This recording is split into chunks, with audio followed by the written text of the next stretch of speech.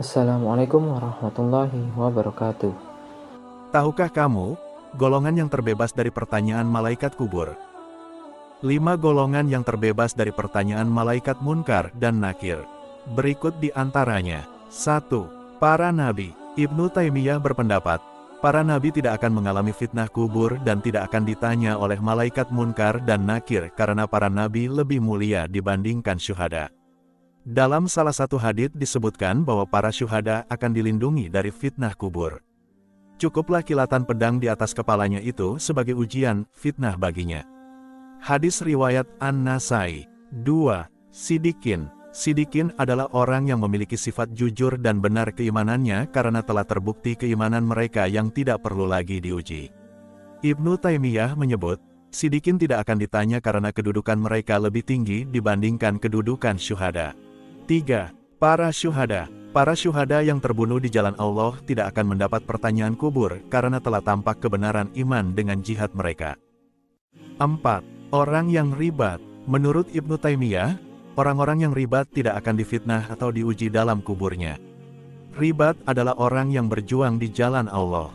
Dalam Sahih Muslim disebutkan bahwa Rasulullah bersabda, berjaga-jaga di jalan Allah sehari dan semalam lebih baik daripada puasa sebulan dan salat sebulan. Bila ia meninggal, amalnya yang biasa ia lakukan ketika masih hidup terus dianggap berlangsung dan diberikan rezekinya serta aman dari fitnah, pertanyaan kubur. Hadis riwayat Muslim. 5. Anak kecil dan orang gila. Ada perbedaan pendapat di kalangan ulama terkait anak kecil dan orang gila, apakah mereka terbebas dari pertanyaan kubur.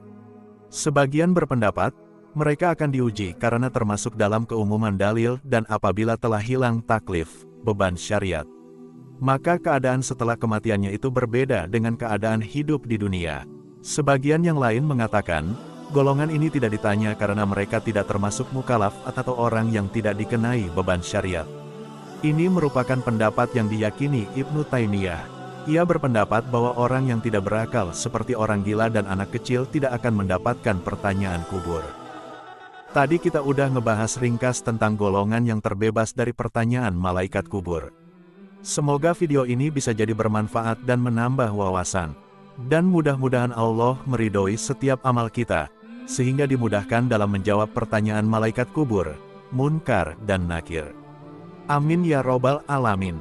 Jangan lupa untuk like, share, dan subscribe ke saluran kami agar Anda tetap terhubung dengan konten-konten Islami yang bermanfaat. Terima kasih telah menonton, dan sampai jumpa di video berikutnya. Wassalamualaikum warahmatullahi wabarakatuh.